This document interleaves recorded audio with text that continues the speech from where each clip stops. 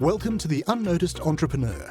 This show will tell you how to get the recognition you and your business deserve. Our guests share their practical insights and tools which you can use straight away. Your host is international entrepreneur, podcast host, and author Jim James. Hello and welcome to this episode of the UnNoticed Entrepreneur. Today we're traveling all the way across the world to Melbourne to meet an entrepreneur called Jeremy Nagel. Jeremy, welcome to the show.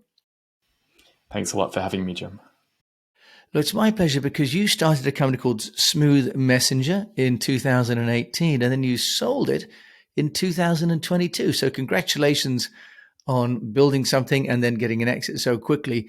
And you've built that within the Zoho marketplace. There's an SMS product and there's a Zoho One user. I'm really excited to hear what you've got to say about it. But we're going to talk about the journey, but also how you've communicated and built the business so that it became sustainable and attractive to someone who offered to buy the company without you even looking for a buyer. So congratulations on that, Jeremy. Jeremy, tell us a little bit first then about Smooth Messenger. What product did you build and what problem did it solve for entrepreneurs? Sure. So Smooth Messenger is a SMS integration for Zoho CRM. It solves the problem of people who want to send out SMS to their customers. For example, we've got a wedding photography business in Western Australia, and they find that their photographers just don't check their emails, that they need the photographer to show up at a wedding at a certain time, and they'll send an email with the details. And there's been a few times where the photographer just hasn't turned up at all. So they experimented with using SMS and found that, hey, they do actually read those SMS instead. And that, I think, is quite emblematic that in these days, people get their inboxes flooded with emails and SMS tend to cut through the noise a little bit more. And the background was that I had been building plugins for Zoho Marketplace for a couple of years, and Zoho actually had their own SMS integration, which they were about to give up because it was based on an old version of the Zoho APIs and they were going to have to decommission it. But they reached out to me and said, hey, do you want to take it over? And I was very happy to do that. So I knew that there was a market already because this plugin was already being used quite broadly. And I essentially then was able to take it up a level and relaunch it in 2020. And it then did okay from there. There was sort of some tactics that I used for the launch phase that I'd be happy to talk about if that would be relevant. Yeah, well, and as a Zoho One user, I can remember that SMS module within SMS within Zoho being sort of not very useful, to be honest, not very functional. And I remember that just kind of dying on the vine. So that's fascinating that you've taken over the implementation because it really needs it to be able to integrate with the CRM, I think specifically for me anyway on Zoho One with SMS. So you're being modest there, Jeremy, but I know that you've built the business from, sort of a standing start. Just take us through the journey then of what you did, less from the technical perspective, but more from the marketing and the getting noticed perspective. Yeah, sure. So when I launched it, I was aware that there were already quite a few SMS integrations on the marketplace. So there's a bit of a challenge there of how do you get attention? And what I did in order to cut through the noise was partnerships and YouTube. They were my two main channels. Talking about YouTube first, I had a YouTube channel for, I think since maybe 2013. I'd read a book about content marketing where they spoke about how YouTube was a great way to get noticed. And I had started making these really poor quality, low production value videos that people nonetheless seemed to get value out of. I basically was just showing people how to do things within Zoho CRM, how to trigger a workflow rule, how to create custom functions. And I had built up a small following, but one that was in the right niche. I had about 500 subscribers on the YouTube channel.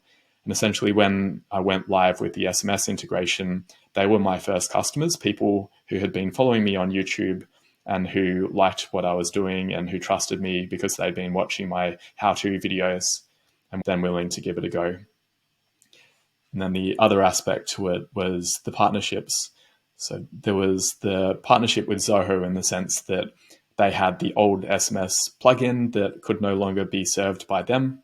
And they essentially funneled leads my way. People who were looking for the old version of the SMS plugin were directed to my marketplace listing instead. And I was able to then get the first probably 20 or so customers through those two channels, the YouTube and also the partnership with Zoho. And then it grew from there, where I was able to just keep on refining the product, getting more reviews on the marketplace, and getting over time more people who loved it and who would recommend it. Jeremy, that's great. And what a textbook case, especially as you've already got your audience there on the YouTube channel. And then you've also partnered. So that's really tight, because actually you managed to build a business within a business, didn't you? Because Zoho itself is just quite a closed platform. In terms of using the marketplace, were there any ways that you could sort of improve your position? Because I know that, for example, there used to be platforms like Twilio, for example, on there, and ClickSend. As a user, I've tried to integrate these myself. So I'm kind of personally interested. How did you raise your profile above those other quite big branded products? There was a combination of reviews being heavily weighted on the marketplace. So I really was emphasizing that, trying to get as many 5-star reviews as I could. And we very quickly started to stand out, because a lot of the SMS integrations have quite bad reviews. They're normally in about the 3-star range, whereas I was able to get initially around 4.2 stars. And as the product matured, I got it up to 4.9 stars out of 5. And that is actually the best rating of any integration on the marketplace. And there was a bit of a tactic there of getting the reviews, which was to do it via ways that don't scale.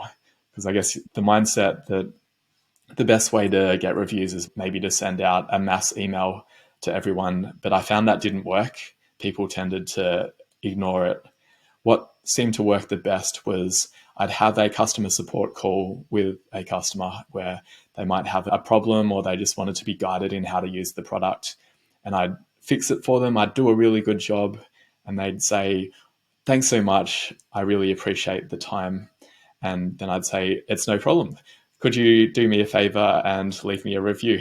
And catching them at that moment when they're feeling some good vibes, they're willing to return the help that I had given to them. That was how we essentially built up. It's not a huge number. We had, I think, 120 reviews at the time the business was acquired.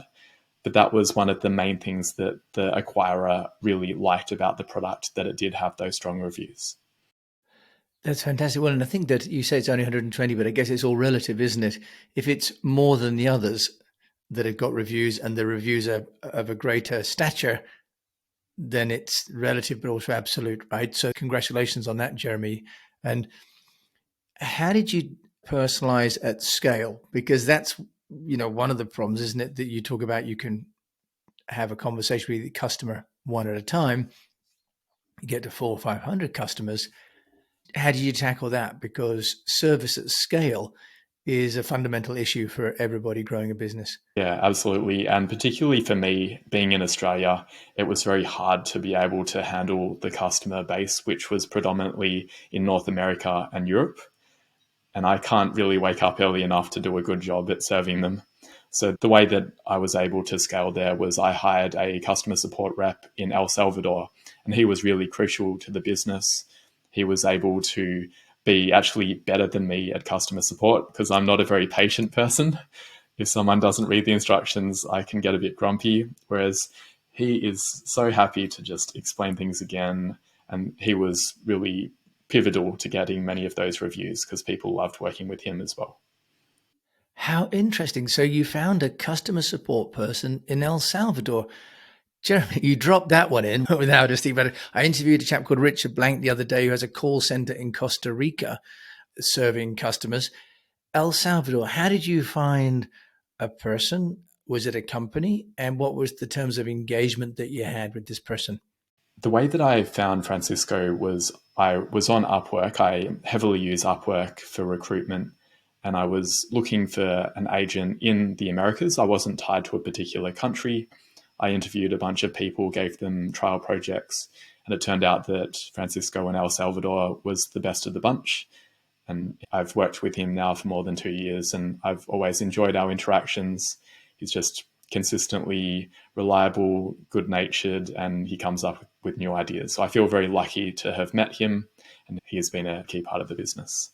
Do you mind just sharing that in slightly more detail? How did you onboard Francisco in terms of training? Because you mentioned, and as a user myself, there's different menus, there's different integrations, there's places that I get stuck.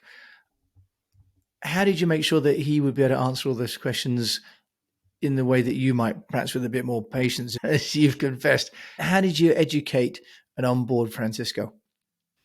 I didn't. That's why I say I got very lucky, because I'm not very good at onboarding people.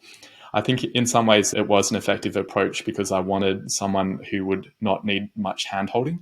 So I threw him in the deep end. I had one shared call with him where we went through a problem, and then I told him, hey, here are all the YouTube videos I've recorded demonstrating the product. Watch these and then go for it. And he was able to do it. I think not everyone, in fact, the majority of people would need a lot more guidance, but I got lucky with Francisco that he was able to deal with a vacuum of information and just figure it out. Well, but it sounds like, Jeremy, you have done the, if you like, the productization, and then you've also formatted that as videos. I mean, some of us use platforms like Screencast-O-Matic or Loom to record training videos for our VAs. It sounds as though you'd already done that work in advance for Francisco, which is very clever. Yeah, I actually use Screencast-O-Matic myself as well. And my mindset was that I don't like repeating myself. So when a customer would send through an inquiry, I would record a video, put it on YouTube, and then if anyone ever asked it again, I could just send them the link to it. And I guess that came in handy with training as well, that I didn't have to do it in person, that I could just give him 50 different videos to go through, and he understood most of the product. Yeah, that's fantastic. But I think this idea of, recording it once and sharing it many times, Jeremy's, very smart. Plainly, you've done that intuitively, but that's something that many people are teaching entrepreneurs how to do. Switching tack just slightly, when you launched the Smooth Messenger product, tell us a little bit about the pricing strategy, because when I was looking on the platform, I had Twilio, which was quite expensive. ClickSend was less expensive. The pricing models were a little bit complicated. Do you want to just tell us how you helped customers within Zoho decide to buy from Smooth Messenger? In the early days, I was aware that there were other competitors out there, and I didn't really have that much of an advantage over them apart from a slightly nicer UX. So I entered with a low price. I think we were charging originally $15 per month. And then as we started to get more reviews and we started to have features that the other integrations didn't have, I ramped up the pricing. There's a entrepreneur speaker called Rob Walling who talks about this idea that you should just periodically test by doubling your pricing. And I did that. It was very gut-wrenching, thinking that I'm going to completely turn off the lead funnel. But I found that there was a certain amount of price inelasticity that people were still willing to, or the opposite, price elasticity, that people were willing to pay more, and they didn't really mind if it was a little bit more expensive. I did reach the stage of, I got to $39 per month. And at that point, I was getting pushback. So I realized then that probably couldn't go much higher than that. And I needed to explore other ways to monetize. So I was starting to look at different add-on services that I could provide, as well as the CRM plugin. You're an expert on the SMS side, which I haven't had anybody on the show talk about, Jeremy Nagel in Melbourne. Do you just want to give some guidance to the UnNoticed Entrepreneur about how they can use SMS? You've mentioned about the wedding photographer, but can you give us some other reasons and ways that people could use SMS to get noticed, either with their customers or their partners or their staff? Yeah, sure. I think there are some use cases which are ideal for SMS, and there are some which aren't. We don't want to start using SMS as the new email and spamming people, but there are some situations where customers actually do want time critical notifications, and they know that they're not going to see them if they go to email. So if it's something where they need to be there in order to pick up a parcel, or they need to be there so they can be on a meeting, you sent me an SMS yesterday and that was helpful for me. So anything like that, appointment reminders are really helpful. Or if you call someone and they don't pick up, it's likely that maybe your number came up as spam and they don't know who it was. And if you send an SMS at that point, I think that's a pretty good use case, much better than leaving a voicemail. Okay. And then from an integration point of view, for those of us that have, not used it, how does it work, Jeremy? Just give us an idea of how would an entrepreneur embed an SMS like Smooth Messenger into this particular case at the moment, Zoho, but the principle applies to other like Pipedrive or Salesforce or any other CRM, I guess. Yeah, for sure. There are integrations for SMS in most CRMs and most systems. And the basic idea is that there's a combination of manual SMS and automated SMS, that in the situation where you've just called someone and you want to send an SMS to say, hey, it was me who called, you could either do it manually using a templated message. I think the templates are pretty key as a time-saving maneuver, that you don't want to have to type it out each time, that you can choose a canned message and send it out. Or if your CRM supports it, you can have an automated message that would go out. So for example, in Zoho, you can have it such that when a call status is changed to missed call or voicemail, then you can have a workflow rule that is triggered and that will automatically send out an SMS at that point. And that's pretty helpful at scale, especially if you want to make sure that the communication is unified, that everyone is using the same kind of templates. That's very helpful. Yeah, and I think that must be very useful as well if you've got distributed sales forces as well, where you want to get many people maybe to know about price updates, for example, or product availability. Fascinating, Jeremy. It's a whole new world, isn't it, really? Now, when you sold the business, just tell us a little bit about how you communicated that, because you mentioned that you were on the phone, to customers. They had a personal relationship with you. And often when a company comes in and buys a smaller company, there's a chance that those existing customers don't feel as valued. How did you overcome that communications issue? It's something that I felt very strongly about, that I wanted to make sure that customers didn't feel like they were being abandoned, because I did choose to stay on with the business. I accepted a job as the product manager for the Zoho integration, and I wanted the communication to come across that I was still there, the team was still there, nothing fundamental was changing. The first attempt by the Message Media's legal team was very legalistic, and I didn't feel like it really shared the gratitude that I felt for the support that customers had given, because really without their acceptance of the bugs in the early stages, it wouldn't have got to where it was at the end. And I really pushed hard to tweak the message so that the gratitude came through and that they were aware that I was still around, but it was actually going to be even better because we had a bigger support team. And there was generally a positive reception to that message when we sent it out. But it was the kind of message that you want to workshop a bit, because it could go very badly. I've seen there was a situation recently in Australia where a power company got bought out by a larger entity and people left because they didn't like the way that change was communicated. Yeah, and I think that's why I mention it, because often acquisitions lead to businesses actually not being any greater than, and there's no synergy in terms of the communication. Jeremy, if there's one thing that you would say that didn't go according to plan, what would it be? What would be one, if you like, mistake that you might recall that you've made that you'd like other people not to make when it comes to communication, that is? The biggest mistake communication-wise is probably not communicating enough earlier on.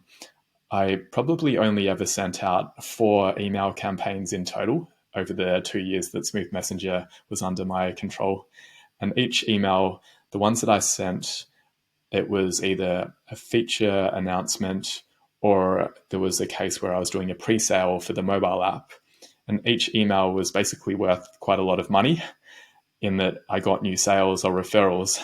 And I should have just done it more frequently, because I always got positive feedback and people seemed to really back it. So I think there was some reluctance on my end to come across as spammy, but I was probably too far on one direction. I think there's a sweet spot where I communicate regularly and I tell them what's happening.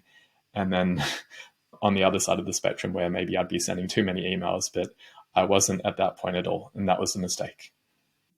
Jeremy Nagel, thank you for that honesty. And if there's one, if you like, tip that you'd like to share with my fellow unnoticed entrepreneurs on what has worked, what's really moved the needle for Smooth Messenger, what would that be? Change tack slightly. What would be the one thing that you say that's really made a big impact on the business?